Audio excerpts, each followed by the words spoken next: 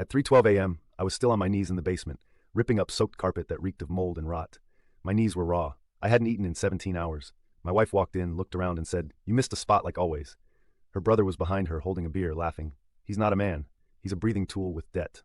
I looked up. She smirked. "Don't stop now. We still need the upstairs done." I got angry and said nothing. 3 days later, they started calling nonstop. Hey everyone. Before we dive in, I have a quick favor to ask. If you enjoy content like this, please hit the subscribe button. It's free, supports the channel, and ensures you never miss out on amazing videos. Alright, let's get started. I can still smell the mold sometimes. At 3:12 a.m. that Tuesday, I was on my knees in our flooded basement. My back screaming from hours of ripping up waterlogged carpet when my wife and her brother appeared at the bottom of the stairs. What happened next changed everything. So I guess I should back up. Me, 35M, and Brooke, 33F, have been married for 7 years. First 4 were decent. Last 3, well, that's what this story is about. When we first got together, Brooke was this bubbly, ambitious person who seemed to appreciate that I wasn't some smooth talker, but a guy who showed up and got things done. That's always been me, the fixer, the reliable one. Fast forward to 2 years ago when Brooke's brother Sawyer, 39M, went through a nasty divorce. Brooke insisted he needed to stay with us just for a few weeks while he got back on his feet. Those weeks turned into 8 months. 8 months. And here's the thing about Sawyer. He's everything I'm not. Talks big, works little, always has some business opportunity that's about to pop off, always needs just a small loan that somehow never gets repaid, drives a leased BMW he can't afford, while I'm still in my 10-year-old Ford truck that actually runs because I maintain it. The dynamic shifted when he moved in. Suddenly, I was outnumbered in my own home. They shared inside jokes. They ganged up on me. Small stuff at first, mocking how I hold a fork, laughing about how I don't know, some celebrity gossip, rolling their eyes when I talk about fixing something instead of just getting a new one. Brooke changed around him. Or maybe she was always like this and I just didn't see it. She started spending more, a lot more. Amazon packages every day, expensive shoes, weekend girls' trips that somehow always cost twice what she estimated. Meanwhile, I'm picking up side gigs on weekends to keep up with the bills. So, last Monday, I came home from a 12-hour shift to find water pouring through the basement ceiling. A pipe had burst in the upstairs bathroom, the one I'd asked Sawyer 3 times not to use because I was replacing a valve that weekend, but he'd used it anyway. Left the water running and then gone out with Brooke to some wine tasting thing. I shut off the main water valve and started assessing the damage. The basement was flooded, our storage boxes soaked through, photo albums, Christmas decorations, my dad's old records, all sitting in 3 inches of water. I texted Brooke, "Pipe burst, basement flooded, where are you?" She replied 2 hours later, "OMG, that sucks. At Bistro with Sawyer, can you handle it?" We already ordered, so I handled it. Called around for emergency plumbers, but the earliest anyone could come was Thursday.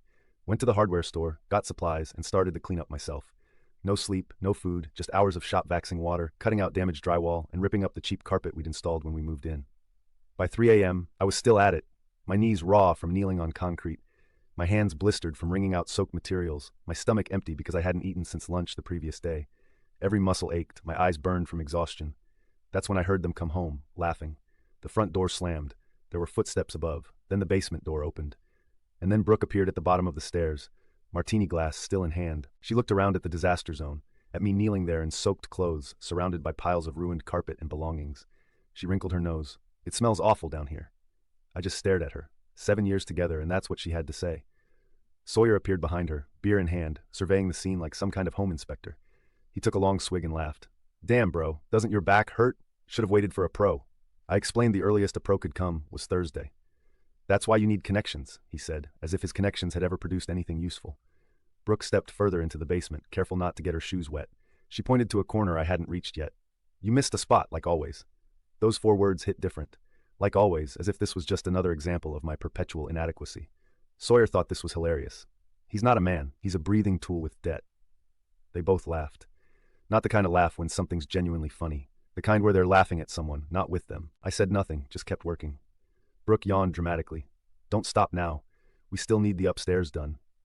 Then they went back upstairs talking about some restaurant they wanted to try this weekend. I stayed in that basement until 6 a.m., finished the cleanup as best I could, showered, changed, went to work with 0 sleep. That whole day was a fog.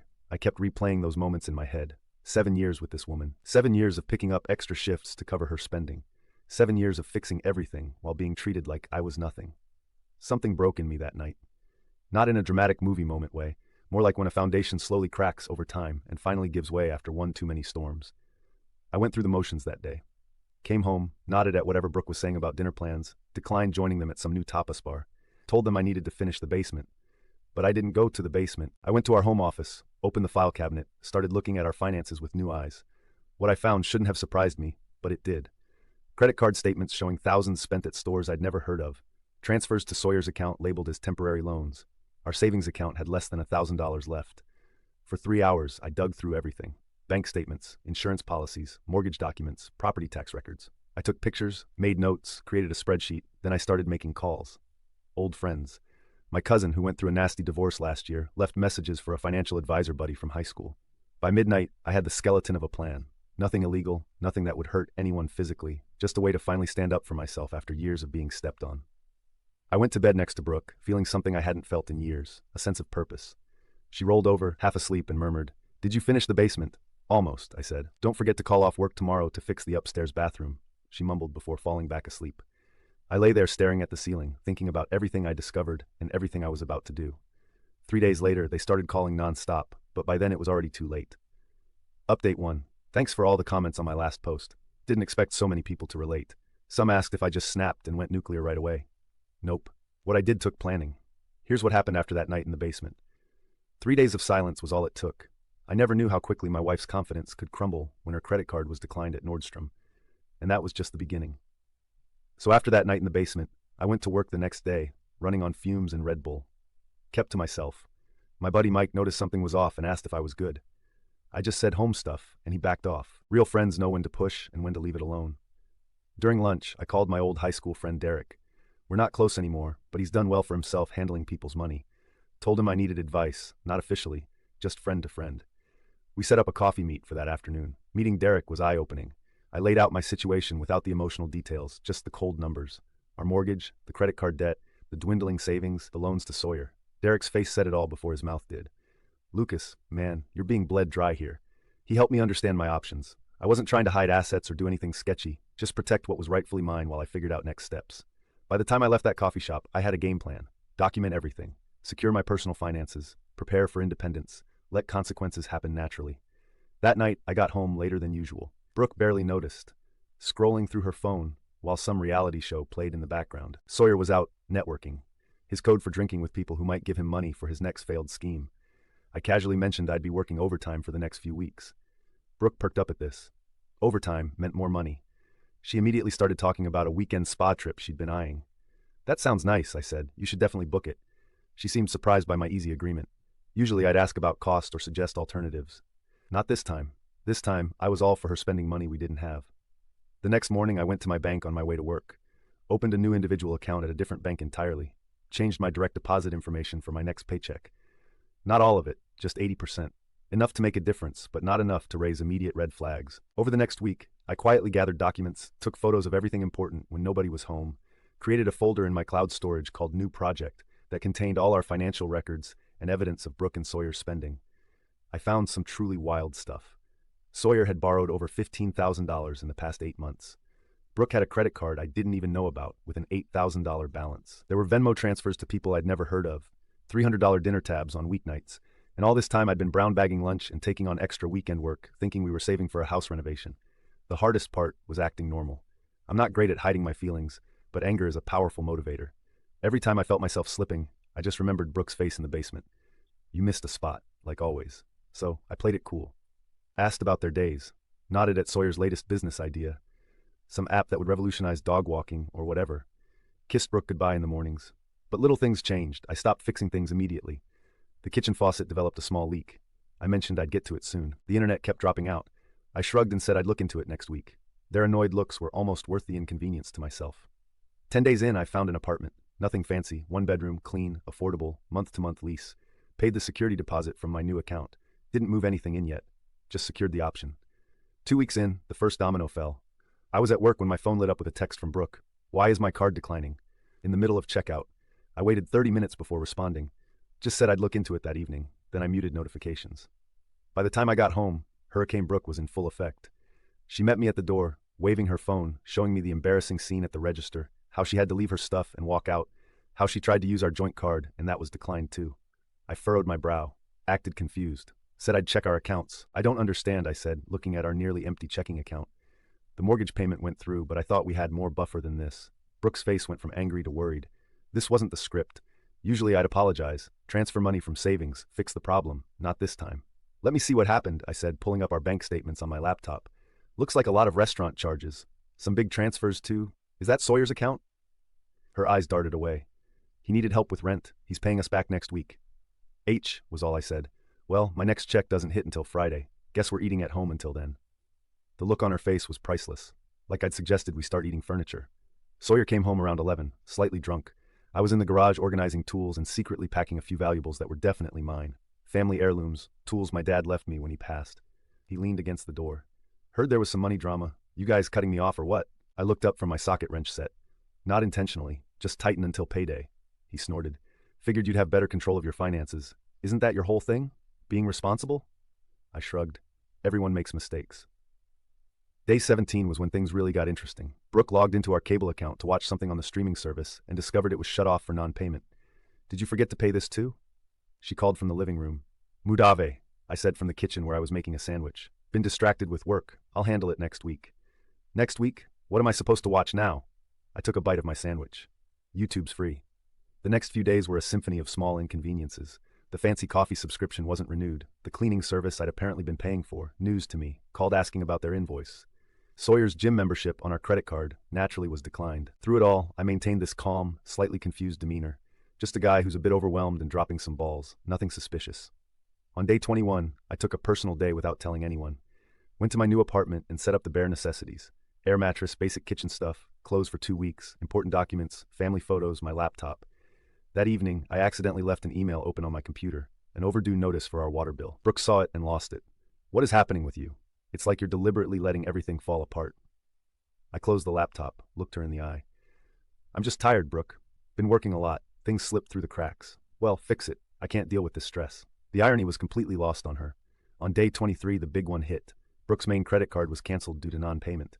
I'd been making minimum payments for years, keeping the account on life support despite her maxing it out repeatedly. When my latest payment accidentally didn't go through, they finally pulled the plug. She called me screaming from the mall. I let it go to voicemail. Then Sawyer called. Then Brooke again and again and again. I was at my new apartment setting up internet service. My phone kept buzzing like an angry hornet. 27 missed calls by sundown.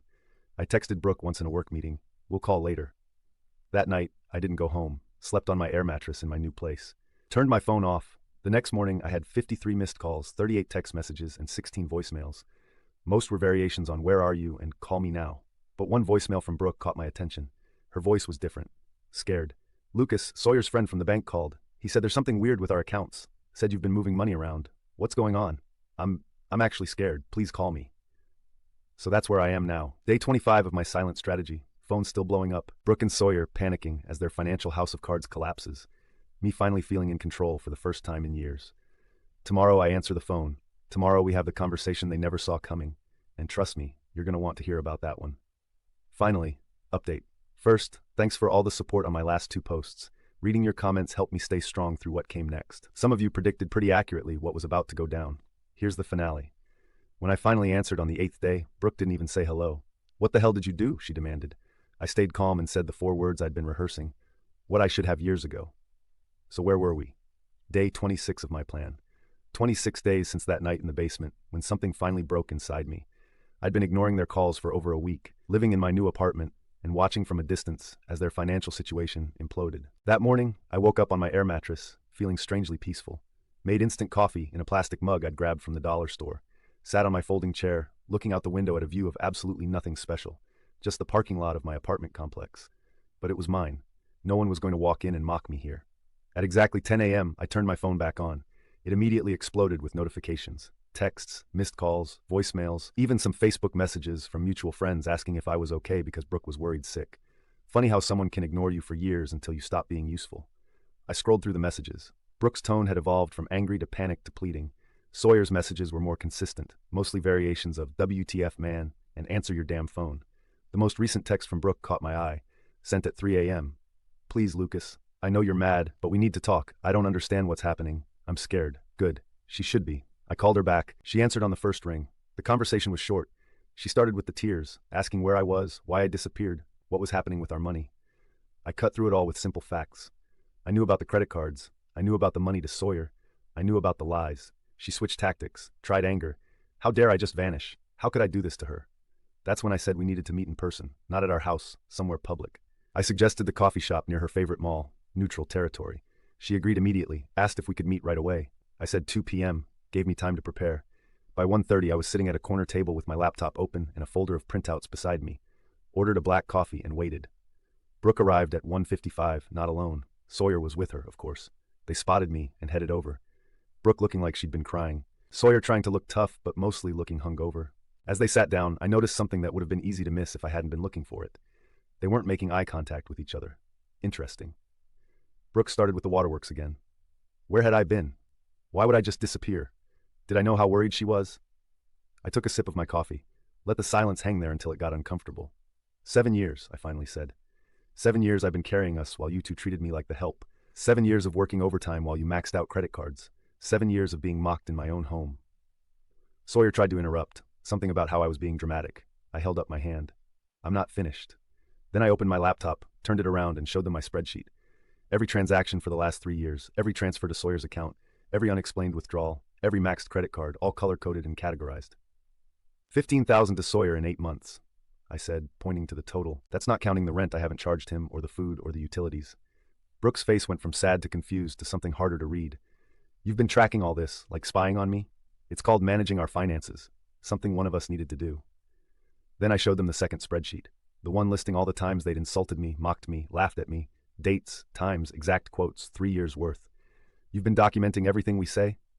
Sawyer asked, his face somewhere between angry and freaked out. Not everything, just the parts where you treat me like garbage. Brooke tried a new angle, said she didn't realize how I'd been feeling, that we could work this out, that she loved me. That's when I pulled out the folder. Inside was a stack of papers, including printouts of text messages between Brooke and Sawyer that I'd found while backing up her phone as a favor months ago. Messages mocking me, planning purchases they knew I'd oppose, laughing about how I wouldn't say no because I never did. And right on top of that stack, divorce papers. I'm not here to negotiate, I said, sliding them across the table. I'm here to inform. Sawyer started getting loud, then called me names, said I couldn't just walk away, said I owed them. That's when the most interesting thing happened. Brooke turned to him and snapped. Shut up, Sawyer. This is your fault. And that's when I realized they'd already been fighting. My disappearance had created a vacuum, and they'd turned on each other. Sawyer looked at her like she'd slapped him. My fault? You're the one who's been spending like crazy to keep up with your lifestyle. Living in our house, eating our food, borrowing our money that you never pay back. They went back and forth like this, while I just sat there watching years of alliance crumble in minutes. Eventually, I cut in. The mortgage is paid through next month. I've already moved out. My lawyer will contact you about the house. We can sell it and split whatever's left after the debt, or you can buy me out. Your choice. Brooke finally seemed to realize this was actually happening. You're really leaving me over money? I almost laughed. No, Brooke. The money is just evidence. I'm leaving because for years I've been a tool to you, something to use and mock and take for granted. I stood up, closed my laptop, and gathered my things. Remember that night in the basement when I was on my knees cleaning up water at 3 a.m., and you told me I missed a spot like always? That's when I knew we were done. As I turned to leave, Sawyer called after me, asked what he was supposed to do now. Where was he supposed to go? I shrugged. Not my problem anymore. The next few weeks were adjustment. My new place slowly started feeling like home. I bought a real bed, a decent couch, small TV. Nothing fancy, but all mine. Brooke alternated between angry texts and pleading ones. I only responded to messages about the divorce and house. My lawyer handled most of it. What surprised me were the friends who reached out. People I thought were our friends turned out to be more mine than I realized. Mike from work invited me over for dinner with his family. My cousin helped me move the rest of my stuff when Brooke was out one day. Even my neighbor from the old house texted to say he'd noticed the change and was glad I was standing up for myself. The divorce proceedings weren't fun, but they weren't as bad as I'd feared. With all my documentation, there wasn't much to argue about. We agreed to sell the house and split the proceeds after paying off our joint debt. Brooke kept trying to delay, hoping I'd change my mind. I didn't. 3 months later, I got a text from a number I didn't recognize. It was Sawyer. He was living with a friend now. Said Brooke had kicked him out a week after our coffee shop meeting. Said he realized he'd been a jerk. Asked if we could talk sometime. I left him on read. 6 months after that night in the basement, the house finally sold. After paying off the mortgage and credit cards, there wasn't much left to split. But I didn't care. The money wasn't the point. Now, a year out, my life is normal. Quiet, I work my regular hours, come home to a clean apartment that stays clean because I'm the only one living in it. Cook simple meals. Started taking a community college class just because I've always been interested in woodworking. Built myself a decent coffee table. Brooke met someone new according to social media. Good for her. Maybe she treats him better. Maybe he stands up for himself more than I did. Not my concern. And the weirdest part, I ran into them at the hardware store last month. She was holding a paint sample. He was pushing the cart. They looked ordinary. We nodded awkwardly at each other and moved on. As I drove home, I realized I felt nothing. No anger, no regret, just nothing. And that's when I knew I'd truly moved on. Funny how your life can completely change because of one moment, one realization, one decision to finally say enough. Anybody else have a moment like that when you finally saw clearly what you'd been blind to for years?